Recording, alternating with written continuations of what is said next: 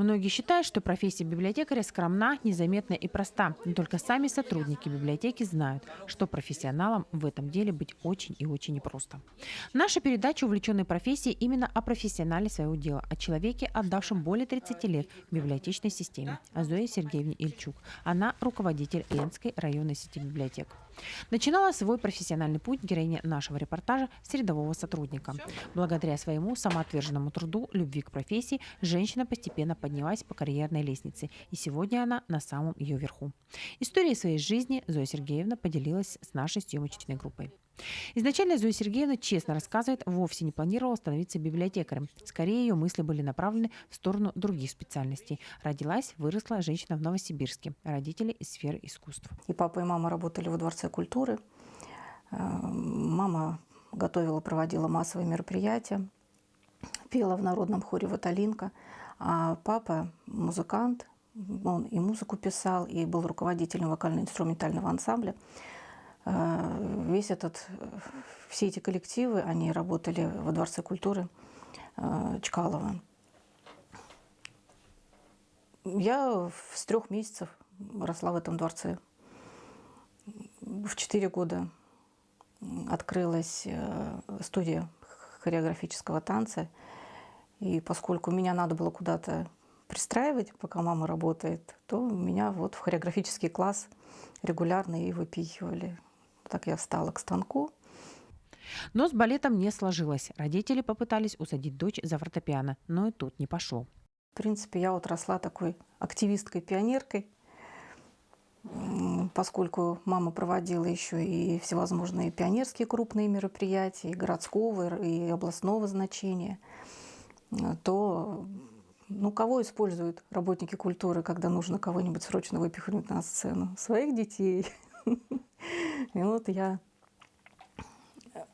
читала стихи, открывала всевозможные слеты. Ну и вообще я была очень такая пионерка.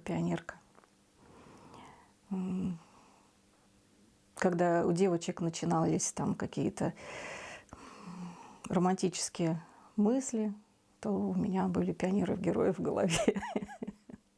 В детстве родители уделяли развитию дочери большое внимание и прежде всего старались привить любовь к книгам.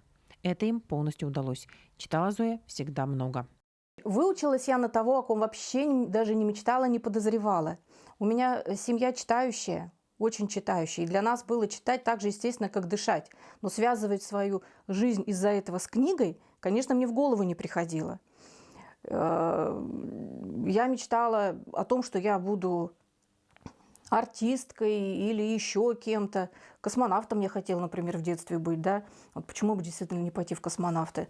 Но после того, как я закончила школу, мама меня взяла за руку, взяла мой аттестат и отвела меня в училище культуры Новосибирское.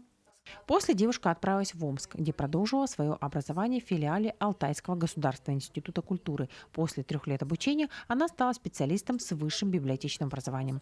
Практику начинающий библиотекарь проходила в областной детской библиотеке в городе Новосибирск. Коллектив этого учреждения и его директора женщина с теплом вспоминает до сих пор. Я чувствовала поддержку, наставничество вот буквально со стороны каждого, наверное, сотрудника.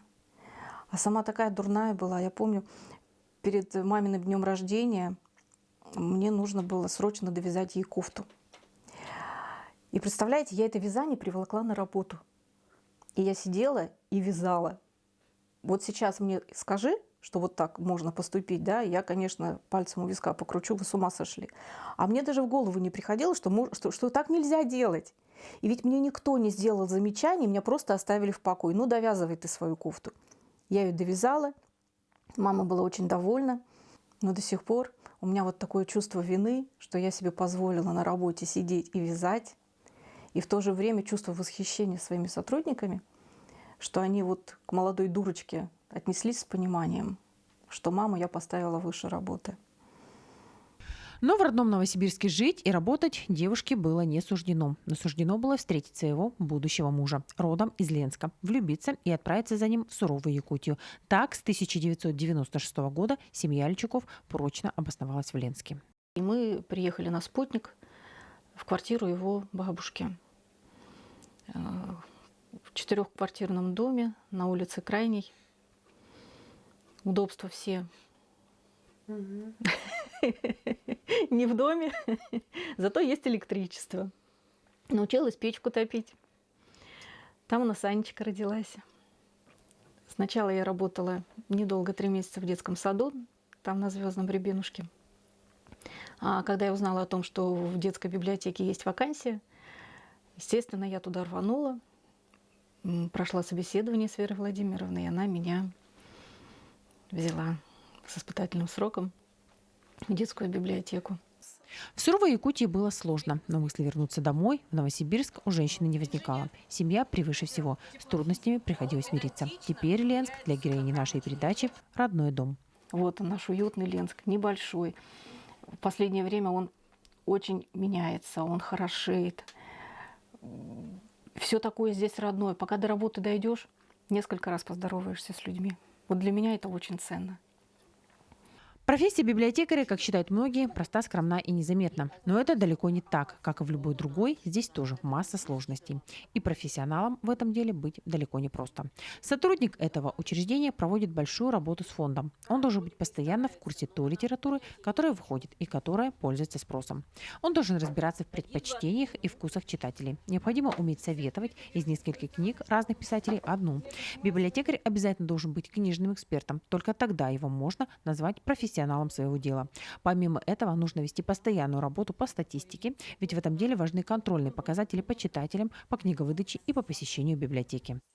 Мы не можем себе позволить сидеть и ждать, когда к нам приходят наши читатели. Сейчас они называются пользователи. Ну, читатели теплее слова как-то. Мы готовим, проводим мероприятия, всевозможные опросы. Сейчас такое время еще, что библиотека – это уже не просто место для выдачи книг, где человек может прийти бесплатно, взять книжку, там, другую принести. Это уже гораздо больший ассортимент тех услуг, которые мы можем людям оказывать. Приглашаем людей на мастер-классы, проводим различные семинары. Я уж не говорю, что все, что касается электронных услуг, госуслуг, всевозможных там компьютерных каких-то вот услуг, это тоже все вот сейчас передается в библиотеке. Центральная районная библиотека Ленска постоянно предоставляет читателям новые виды услуг. Это не только ознакомление с новой литературой, но и освоение интернет-пространства, а точнее помощь его освоении пожилым людям. И это не касается чтения статей в интернете, а является более социально значимым. Помощь пожилым людям при регистрации на сайте госуслуг, оплата ЖКХ и подача заявлений в районной библиотеке. Некоторое время назад это были разовые консультации, но с прошлого года здесь заработал целый сектор электронных услуг, в котором можно получить большой перечень услуг. Такая помощь в первую очередь сегодня необходима пенсионерам, большинство которых не владеет компьютером. Также услугами могут воспользоваться все желающие ленчане. Он у нас нацелен не только на работу с пенсионерами. Здесь могут работать, прийти поработать на компьютере, выйти в интернет, справочной системы «Консультант плюс», выйти в сводный каталог библиотек республики. Можно здесь провести небольшое семинарское занятие, какие-то консультации. Можно сюда приглашать специалистов, проводить для небольших групп. И наши специалисты в этом секторе занимаются еще и продвижением наших собственных библиотечных услуг. Сектор электронных услуг работает всего год, и его уже посетило несколько сотен человек. Весь прошлый год большинство обращений поступало по составлению заявлений в негосударственный пенсионный фонд «Алмазная осень», так как филиал в городе Ленске был закрыт. Люди вынуждены либо отправлять по почте, Почта России, скажем так, да, либо электронные заявления. Электронные заявления, конечно же, у них не получается самим отправлять, заполнять. Мы помогаем отсканировать все документы, отправляем все. Сложности, у нас, в принципе, сложностей, наверное, пока никаких не возникает, потому что если к нам приходят с запросом, который мы не знаем, мы начинаем учиться все вместе. Пенсионеры как раз и обращаются в сектор электронных услуг с просьбой помочь подать заявление в различные структуры. Я вообще ничего не понимаю в этом деле, потому что мы уже старые все. Так что я ничего вообще, поэтому сюда и пришли. Сейчас пойду домой, еще вот дедову возьму документы, чтобы девушка доделала мне все. Женщина осталась довольна обслуживанием, внимательный и вежливый персонал тоже оценила. Практически без всякого финансирования, своими средствами мы сделали ремонт в этом зале, собрали там то оборудование, которое было возможно собрать. И у нас, наверное, наибольшее такое вот количество стационарных посетителей в прошлом году, это было как раз в этом зале электронных ресурсов. В библиотеке с прошлого года начали проходить уроки финансовой грамотности. Их организатором выступил Банк России совместно с Пенсионным фондом России, а библиотека стала площадкой для проведения. Первый урок финансовой грамотности носил название «Экономия для жизни». Проходил он в формате вебинара. На занятии слушатели ознакомились с презентациями, посмотрели видеоролики. В течение всего урока могли задавать интересующие вопросы в чате, на которые лектор отвечал тут же во время прямого включения. Занятие проходило в течение 45 минут. Зинаида Борисенко, постоянно посетитель библиотеки, придя очередной раз заменить уже прочитанные книги на новые, увидела объявление о проведении уроков финансовой грамотности и решила прийти послушать. Почему бы не прослушать курсы, лекции? Тем более они бесплатно, что тоже немаловажно. На следующих уроках линчане смогут ознакомиться с банковскими услугами, послушать лекции о финансовом мошенничестве, а также подробно узнают о банковских вкладах. Уроки пройдут уже в марте этого года. Помимо всего вышеперечисленного, в библиотеке проводится масса других мероприятий. Это литературные вечера и концерты, встречи с интересными людьми и писателями. Регулярно проходят выставки известных художников и начинающих тоже. Выставки кукол и многое другое. Зоя Сергеевна рассказывает, что двери библиотеки всегда открыты для линчан. Она с удовольствием поддерживает идейных людей и готова оказать помощь в любом начинании. Библиотека – это площадка для реализации гражданских инициатив. То есть каждый человек, который имеет какие-то знания, умеет ими делиться, он интересен кому-то, он может собрать аудиторию у нас в библиотеке. Причем у нас же все бесплатно. Собрать группу единомышленников, чтобы они у нас собирались, общались, делились, чему-то учились.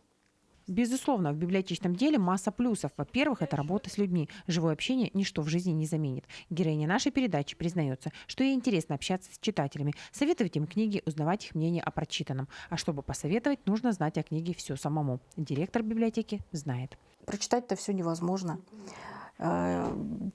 Поэтому, когда книгу берешь в руки, открываешь ее, смотришь, в каком издательстве книга вышла. Уже можно иметь представление о серьезности этого издательства, с какими авторами оно работает. Читаешь аннотацию, просматриваешь предисловие или послесловие этой книги. По диагонали можно пролистать всю книгу, посмотреть, как составлены диалоги, там какое место имеет, допустим, какие-то описания, там, может быть, там будут письма или еще что-то, наличие иллюстраций, рисованные, или это фотографии. Из всего из этого можно, в принципе, составить уже представление о том, что за книга перед тобой. Все эти годы героиня нашего репортажа помогает маленьким читателям познавать мир добра и справедливости, увидеть красоту своего края, мир приключений и фантастики, путешествий и открытий. Всегда женщина радуется, когда помогает своим читателям найти ту книгу, которая им нужна. Приятно, признается библиотекарь, когда старенькая бабуля счастлива только от того, что ей уделили немного времени и просто побеседовали в стенах библиотеки. Таких случаев здесь тоже предостаточно, ведь пожилые люди посещают это учреждение в основном для общения.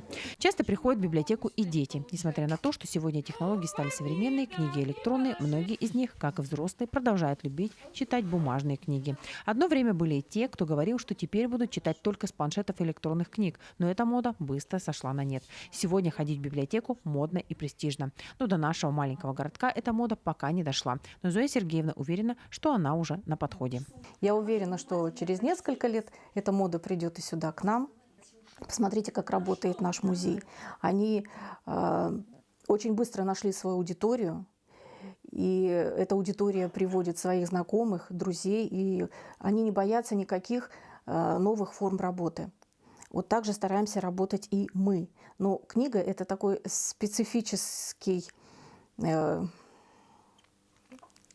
знаю, его не объектом назовешь, да, но это очень специфическое занятие, которое требует достаточно больше времени, чем прийти один раз в музей.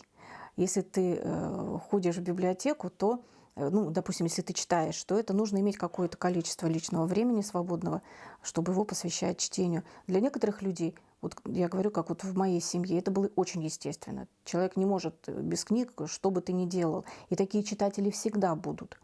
Они есть, читают разное, от детективов и фэнтези до серьезной литературы. Зависит от вкусов и развития человека. Интерес к книге у людей большой, несмотря на компьютерный прогресс. Читатели есть. Очень радует, что есть у нас молодые читатели, приходит молодежь. Вот, например, мои дети, они совершенно не воспринимают чтение с экрана, только бумажную книгу. И они не одиноки. Многие молодые люди хотят читать бумажные книги, и что радует, они приходят, спрашивают какие-то книги, которых, допустим, у нас нет, и мы сразу берем на карандаш. Имеется в библиотеке очень много периодики. Она востребована у пожилых людей. Немногие из них могут себе позволить эту подписку. Журналы, газеты дорогие, а мы все-таки эту подписку продолжаем. Поэтому они приходят, Ленский, Вестник, Якутия, журналы всевозможные. Да, у нас все это есть. У нас очень хорошая подписка. Сегодня Зоя Сергеевна является руководителем 21 библиотеки. 5 находятся в Ленске, 3 из них в микрорайонах, 1 центральная в городе. Детская библиотека, остальные в поселениях. В подчинении у героини нашего репортажа находится 90 человек. Я никогда не стараюсь перевоспитывать людей. Вот они такие, какие они есть. Просто меня немножко иногда удивляет, когда человек несерьезно относится к тому, что он делает. Вот это меня огорчает. Если ты пришел, взрослый человек, на работу, то ты должен и работать по-взрослому. Ведь ты получаешь зарплату, ты подписал контракт, причем у нас не какой-то контракт, а он эффективный контракт. Поэтому мы чего-то ждем от тебя. Мы ждем от них, что и работать они должны как следует. Так, чтобы профессия библиотекаря, она продолжала быть такой уважаемой. Дети Зои Сергеевны тоже работают в центральной библиотеке. С ними, признается она, работать сложнее. Я всегда очень переживала, чтобы это не выглядело как-то вот такая, вот, знаете, нехорошая семейственность, когда вот они там, что-то они там вместе такое вот творят, мутят. Поэтому они никогда не были в моем прямом подчинении. И такие вот, в принципе, в культуре, наоборот, семейные династии, так же, как и в педагогике, кстати, и в спорте, они всегда поддерживаются. Вот, наверное, и поэтому как-то вот они у меня и работают относительно спокойно, стараются. Ну и спрос, конечно, с них стараюсь, да, чтобы был строже. Зоя Сергеевна профессии посвятила 31 год своей жизни. Наша сегодняшняя беседа началась с того, что женщина сказала, что она не по собственному желанию поступила на обучение именно на это направление. Я не смогла не спросить, согласна ли сегодня она с выбором мамы. Я не знаю другой профессии. Мне хотелось бы попробовать себя в чем-то другом, но я могу это пробовать у себя на работе. Мне нравится издательская деятельность.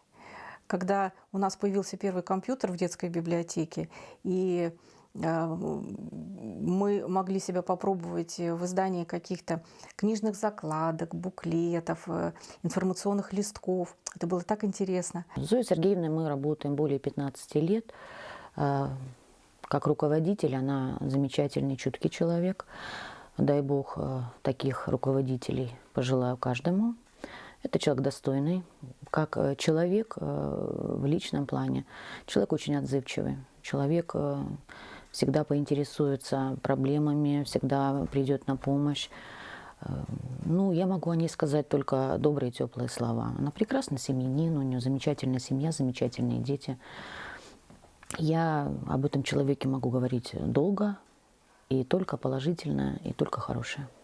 Руководитель, можно сказать, наверное, от Бога. Если к ней обратишься с каким-то, с просьбой, с какой-то проблемой, то есть она всегда подскажет, всегда поможет. Вот таких бы руководителей, конечно, побольше бы. Что еще можно сказать? Ну, добрый человек она. Вот что я могу сказать. Героиня нашей передачи трудоголик. Много времени проводит на работе. Благо, семья ее во всем поддерживает. А она у женщины большая. 2 дочки, 1 уже замужем, живут с родителями. Отдельно проживает только сын со своей семьей.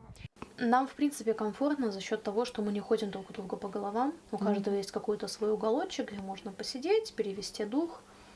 Ну и в конце концов всегда есть поддержка. В любой ситуации, когда что-либо случается, ты знаешь, что у тебя есть надежный фронт, семья. Ты возвращаешься в дом, и вот ты как в гавани. Спокойно, тихо. Есть горячая еда, есть горячий чай, есть теплые разговоры, смех. Ну да. Ну, это без Мы даже телевизор не смотрим. Вот Нет. мы когда собираемся вместе, у нас раньше как-то вот мы включали, там, мы скушаем, и новости там отец смотрит. А постепенно мы пришли к тому, что нам это не нужно. Муж Зои Сергеевны – сотрудник компании «Сургутнефтегаз». Он работает вахтовым методом. Месяц на работе, месяц дома. Во время нашей съемки он как раз только заехал на работу. Каждый раз для него это вот просто он себя ломает.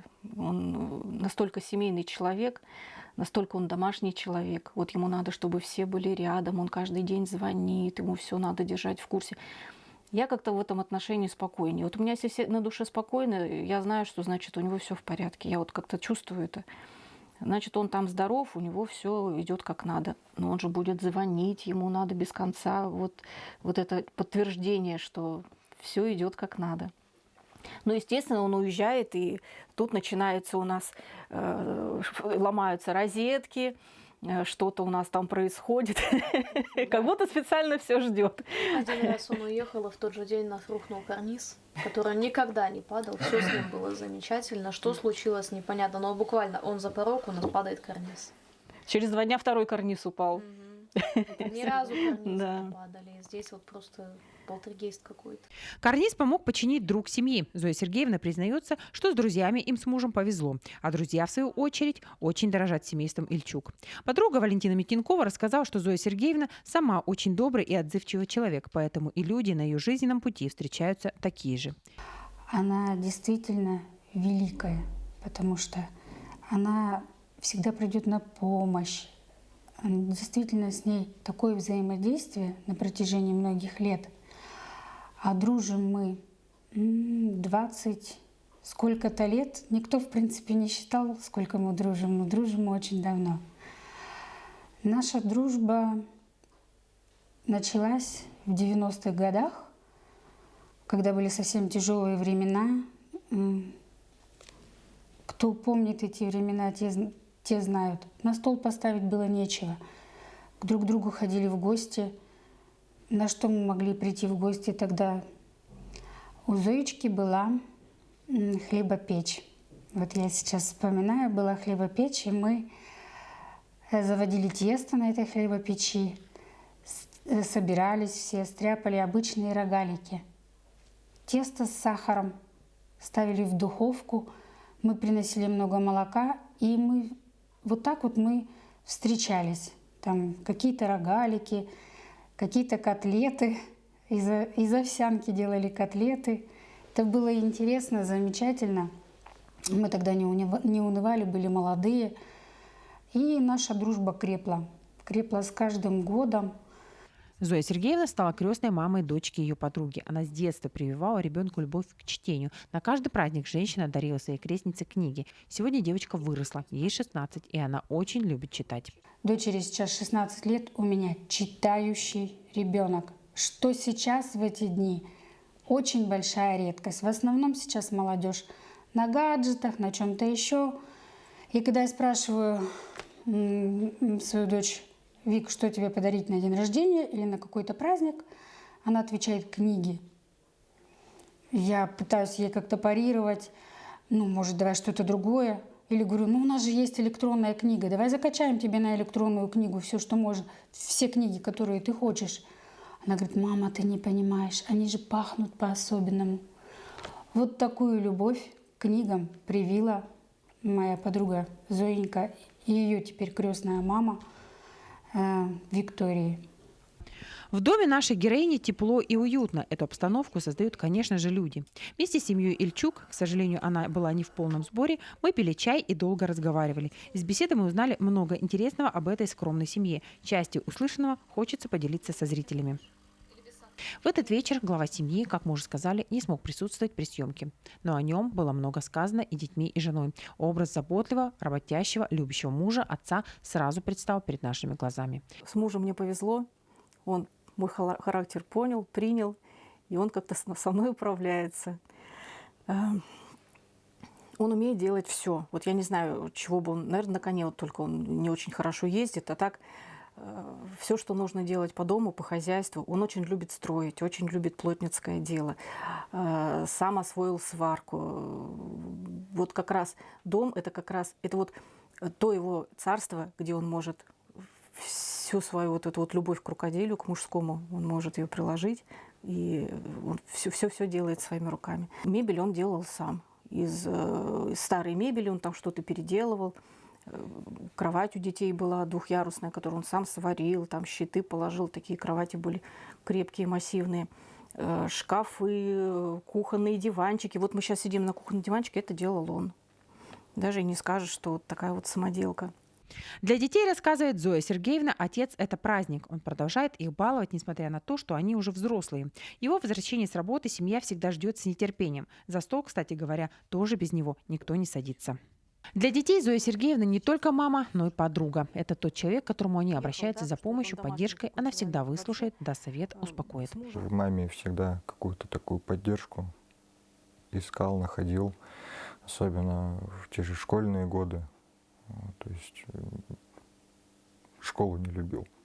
От слова совсем. У меня почему-то вот со сверстниками никогда не было общего языка. Вот. Но и когда я начал общаться уже с ребятами намного старше меня, я переживал, что как-то вот мама там будет против, там вообще родители начнут лютовать, что да ты чё, вот есть он, общайся.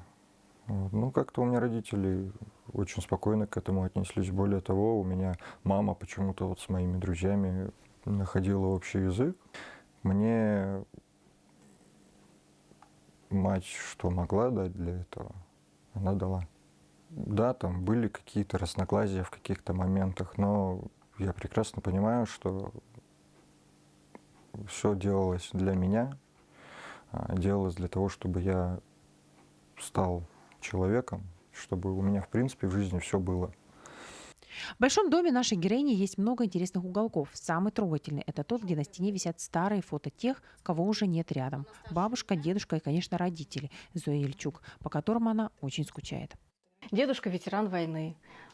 Всю войну прошел и вернулся только в декабре 45-го. Он как раз на Западной Украине, вот бандеровцев они гоняли. Но он работал ветеринаром. Кукле, которую держит Зоя Сергеевна, более 50 лет. Она тоже часть прошлой жизни нашей героини. Напоминание о печальной истории. Она принадлежала моей двоюродной сестре, которую я никогда не видела. Она погибла в 10-летнем возрасте. А кукла на память осталась в доме моей бабушки.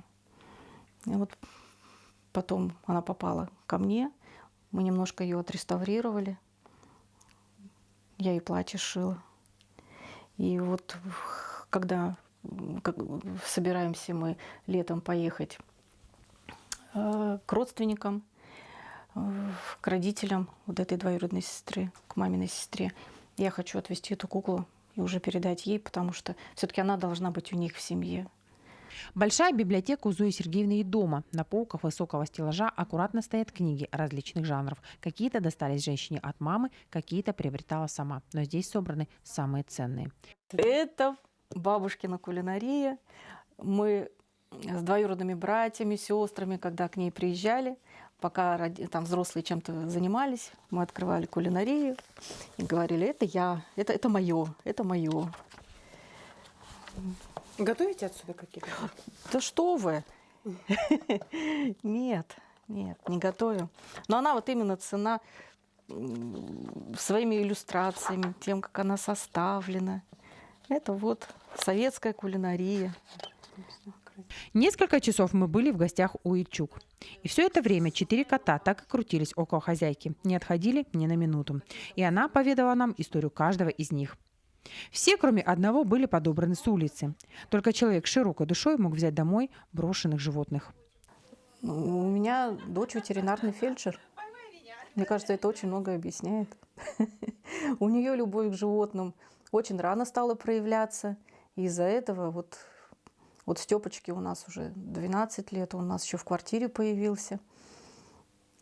А потом уже, когда в дом переехали, тут нам дочь сказала: вы мне всегда говорили, что мы, если бы жили в доме, тогда бы вы разрешали приносить животных.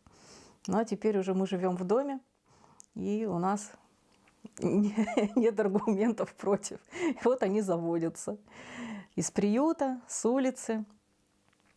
Подбираем. Говорить о Зое Сергеевне можно долго. Жаль, время нашей передачи ограничено. Завершить ее хочется планами нашей героини на ближайшее время. Буквально через месяц семьи Ильчук и их друзей Митенковых отправятся в долгожданный отпуск. Он стал для всех уже хорошей традицией. А после отдыха снова вернуться к работе и с новыми силами развивать библиотечное дело, продолжать модернизировать систему, пополнять фонды, чтобы и дальше библиотеки Ленинского района оставались на плаву, а читателей с каждым годом становилось больше. А мы надеемся, что мода на чтение вскоре придет и в наш Ленинский район.